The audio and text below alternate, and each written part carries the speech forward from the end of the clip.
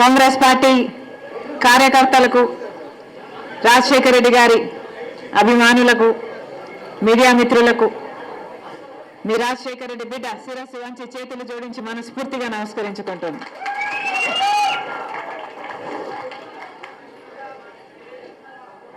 ఈరోజు ఆంధ్ర రాష్ట్రంలో కుమ్మక్కు రాజకీయాలు నడుస్తున్నాయి అనడానికి వేరే నిదర్శన అవసరం లేదు. ఉన్న పార్టీలు అటు పాలకపక్షమైనా ప్రతిపక్షమైనా బీజేపీతో కుమ్మక్కయ్యారు అనడం అబద్ధం అవుతుందా? గత 10 సంవత్సరాలుగా చూస్తున్నాం. మొదట అధికారంలో ఉన్న టీడీపీ ప్రభుత్వమేమో బీజేపీ పార్టీ 10 సంవత్సరాలు స్పెషల్ స్టేటస్ ఇస్తామంటే చంద్రబాబు గారు 15 సంవత్సరాలు స్పెషల్ స్టేటస్ కావాలన్నారు. అదే బీజేపీ పార్టీతో పొత్తు పెట్టుకున్నారు. టీడీపీ ఎంపీలను మంత్రులను చేసుకున్నారు.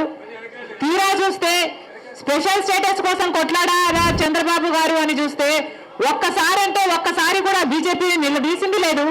ఒక్కసారైనా నిజమైన ఉద్యమం చేసింది లేదు. ఆఖరికి ఎవరైనా స్పెషల్ స్టేటస్ కోసం పోరాటం చేస్తే వాళ్ళని జైల్లో పెట్టారు, వాళ్ళ మీద కేసులు పెట్టాడు చంద్రబాబు గారు. అలా చంద్రబాబు గారు 5 సంవత్సరాలు బీజేపీతో పొత్తు పెట్టుకుంటే ఇక కాంగ్రెస్ పార్టీ, ఇప్పుడు వైసీపీ పార్టీ, అధికారంలో ఉన్న వైసీపీ పార్టీ కంటికి కనిపించని పొత్తులు పెట్టుకుంది బీజేపీ పార్టీతో. కనీసం ఆయనన్నా చంద్రబాబు గారైనా ప్రజల ముందుకొచ్చి అందరికీ కనిపించేలా ట్రాన్స్పరెంట్ గా పొత్తు పెట్టుకుంటే వైసీపీ మాత్రం బీజేపీకి అసలు ఎవరికి కనిపించకుండానే తెర వెనకాలనే పొత్తులు పెట్టుకొని ఆంధ్ర రాష్ట్ర ప్రజలను మోసం చేసిందన్న మాట అవాస్తవం కాదు. ప్రతిపక్ష నాయకుడిగా జగనన్న గారు ఎన్నిసార్లు ప్రతిరోజు ప్రత్యేక హోదా గురించి మాట్లాడారు. ప్రతిపక్ష నాయకునిగా చంద్రబాబు గారు ముఖ్యమంత్రిగా ఉండగా, చంద్రబాబు గారు బీజేపీతో పొత్తు పెట్టుకున్నాక ప్రతిపక్ష నాయకుడిగా జగనన్న గారు ఎన్నో నిరాహార దీక్షలు చేశారు స్పెషల్ స్టేటస్ కోసం. ఆ రోజు జగనన్న గారు అన్న మాట, మూకుమ్మడిగా అందరు ఎంపీలు రాజీనామా చేద్దాం, అప్పుడు బీజేపీ పార్టీ ఎలా స్పెషల్ స్టేటస్ ఇవ్వదో చూద్దాం అన్నారు. ఆ తర్వాత ఎన్నికలు వస్తే స్పెషల్ స్టేటసే నినాదంగా తీసుకొని జగనన్న గారు మొత్తం ఎంపీలను నాకు ఇవ్వండి, నా ఎంపీలను గెలిపించండి, నా ప్రభుత్వాన్ని తీసుకురండి, కేంద్రంలో స్పెషల్ స్టేటస్ ఎలా రాదో చూద్దాము, కేంద్ర మెడలు వంచైనా సరే స్పెషల్ స్టేటస్ తీసుకొస్తామన్న మాట అవాస్తవమా? తీరా అధికారంలోకి వచ్చినాక ఒక్కటైనా నిజమైన ఉద్యమం చేశాడా జగనన్న గారు? ఒక్కసారైనా బీజేపీని నిలదీయడం కాదు కదా, కనీసం మాట వరుసకైనా స్పెషల్ స్టేటస్ ఏదండి అని ఒక్కసారైనా అడిగిన పాపాన పోలేదు. అసలు స్పెషల్ స్టేటస్ మనకు లేదు కదా, ఇప్పుడు స్పెషల్ ప్యాకేజీ కూడా లేదు. ఏమొచ్చింది విశాఖపట్నంకి? విశాఖపట్నం స్పెషల్ రైల్వే జోన్ చేస్తామన్నారు, ఇచ్చారా? ఉత్తరాంధ్రకు స్పెషల్ ప్యాకేజ్ అన్నారు, ఇచ్చారా? శుభ్రంగా ఉన్న ఉక్కు ఫ్యాక్టరీ, వైజాగ్ స్టీల్ ఫ్యాక్టరీ, అసలు వైజాగ్ తలమానికం, అలాంటి దాన్ని తీసుకెళ్లి ఇప్పుడు సర్వనాశనం చేస్తున్నారు. ఇక్కడే ఉంది గన్నవరం పోర్టు.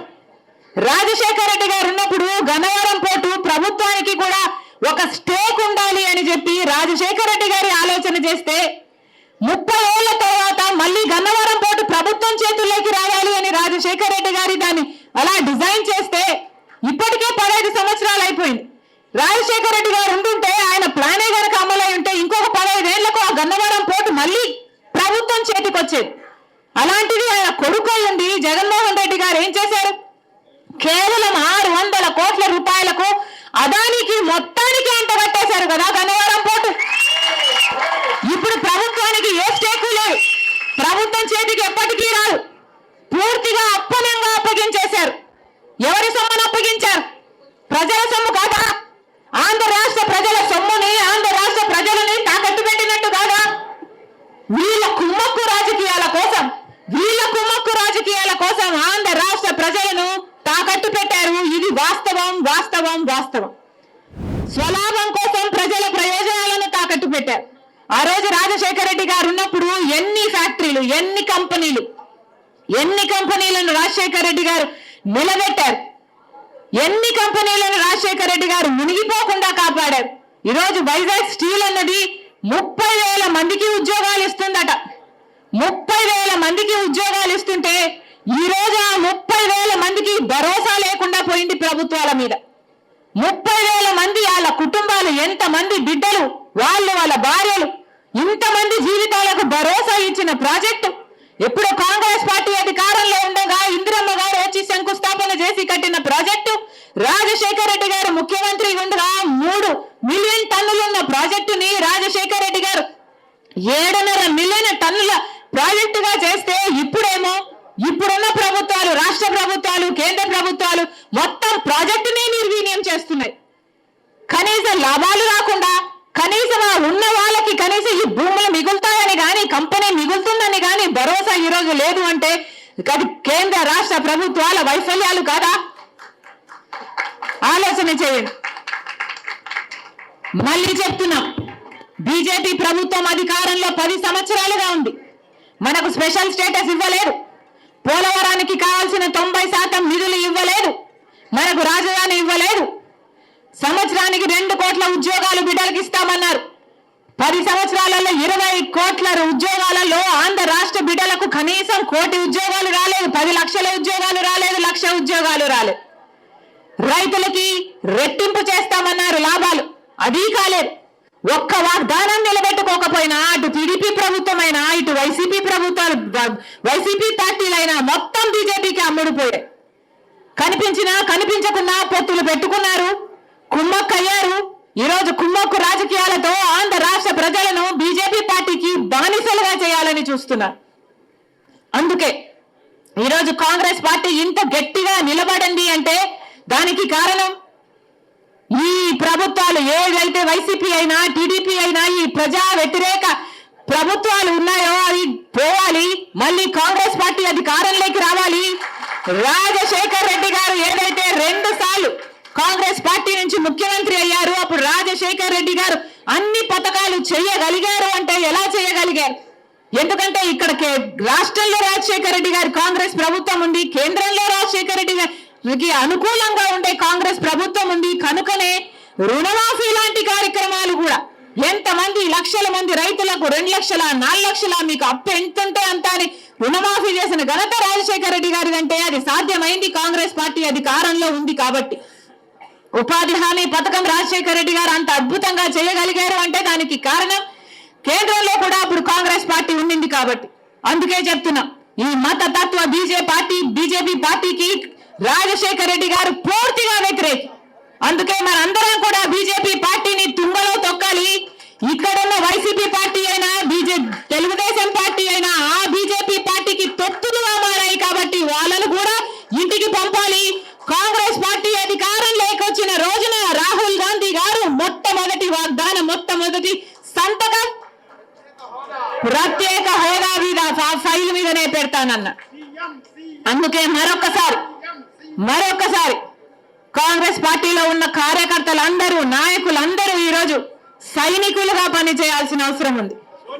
ఈ రోజు నుంచి ఒక్కొక్కరము ఒక్కొక్క సైన్యంలా ఒక్కొక్కరికి ఒక్కొక్క కార్యక్రమం ఉంది అన్నట్టు, ఒక పని ఉంది అన్నట్టు ఈ 2 నెలలు మనం కష్టపడి పనిచేస్తే కాంగ్రెస్ పార్టీ అధికారంలోకి రాకపోదు. మనం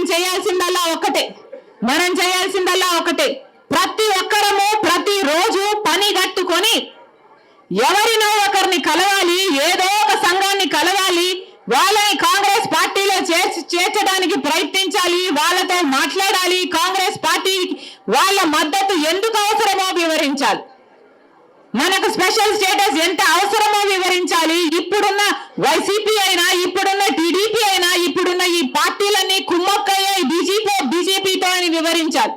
వాళ్ళు బానిసలే కావడం కాదు, అసలు ఆంధ్ర రాష్ట్ర ప్రజలను కూడా బీజేపీ పార్టీకి బానిసలను చేయాలని చూస్తున్న ఈ పార్టీలు అన్న విషయాన్ని వివరించాలి. ఎంతమందిని వీలైతే అంతమందిని కాంగ్రెస్ సపోర్టర్లుగా తయారు చేయాలి. సోషల్ మీడియాలో మీ అందరూ కూడా ఎంతో కొంత యాక్టివ్ గా ఉండాలి. కాంగ్రెస్ పార్టీని బలపరిచే కార్యక్రమం ఒక్కొక్కరము ఒక్కొక్క సోల్జర్ లాగా చేపట్టాలి. అప్పుడు చూద్దాం ఎందుకు కాంగ్రెస్ పార్టీ అధికారంలోకి రాదు, అప్పుడు చూద్దాం ఎందుకు మనకు స్పెషల్ స్టేటస్ రాదు. ఈ ఎన్నికల కోసం ఇంతగా పని చేయడానికి, ఎంత దూరమైనా పని చేయడానికి నేను రెడీ. మీరు రెడీయా? మీరు రెడీయా? మీరు రెడీయా? Very good.